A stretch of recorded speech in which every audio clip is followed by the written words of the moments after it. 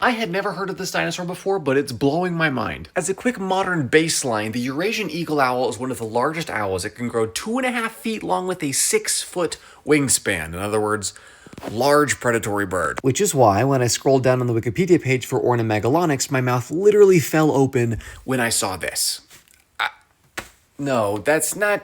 Oh my goodness. So anyway, in Pleistocene Cuba, there was a giant owl that stood 3 feet 7 inches tall.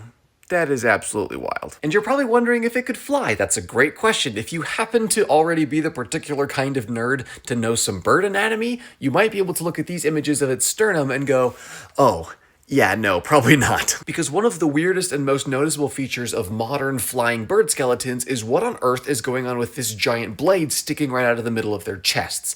And the answer is, flying is hard and it uses a lot of muscle. This bony extension of the sternum is called a keel, and it provides all the necessary surface area for wing muscles to attach so a bird can fly. This is the side view of Ornomegalonyx's keel, and yeah, not a whole lot going on here. It's not completely nothing, so maybe it could have, with great effort, flapped itself away short distances, but really, this was a bird that lived and hunted on the ground. And on that note, well, first a quick aside, leg bone number 1, called a femur, right? You're probably familiar with those. Most likely you have a couple of them yourself. In birds, the next leg bone section is called the tibiotarsus, so you can lock that one away to impress your friends with later. And then the third section are the tarsometatarsus, which are foot bones that are so elongated and fused that they function like another segment of leg bones. All right, the point is I did some math looking at the data tables in this paper, and on average, given the Ornomegalonyx specimens that we have, its femur was about 1.49 times longer than that of the modern eagle owl. But its tibiotarsus was 1.68 times longer, and its tarsometatarsus was 1.98 times longer than the eagle owl, which, by the way, its scientific name is Bubo bubo,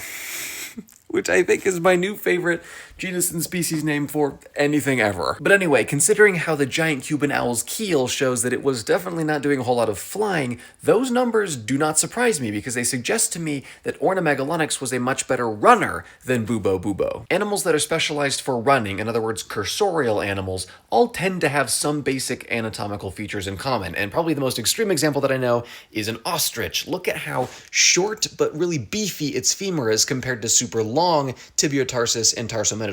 In general, the longer the foot/leg bones are that are farther away from the body compared to those that are closer to the body, the better at running an animal will be. A great classic example with non-avian dinosaurs that I love, probably because I'm from Utah, is Allosaurus. As Allosaurus grew older, their leg bones did not just stay the same shape and get bigger, the proportions also changed, which is what's called allometric growth. Younger Allosaurus had proportionately longer tibias and metatarsals compared to their femurs than did older adult Allosaurus. And that difference suggests different cursorial capacities, which then helps us understand the potential behavior of these animals. It is possible, therefore, that Allosaurus may have been agile cursorial hunters of small vertebrate prey as young juveniles, and then as they got larger, they may have switched to being more ambush-style predators. And the upshot here is that the extinct giant Cuban owl has the same difference in proportions compared to modern-day owls.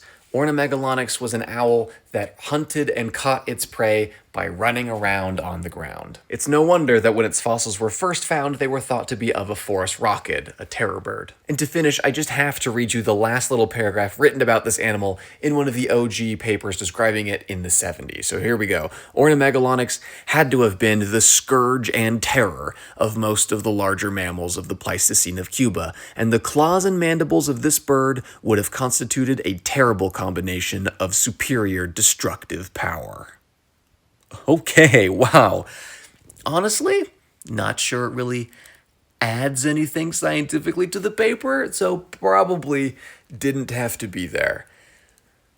Also, it kind of goes hard, so I'm here for it. Let me know what dinosaurs you want me to talk about next, and rest assured that today will not be the last time we talk about an owl this month.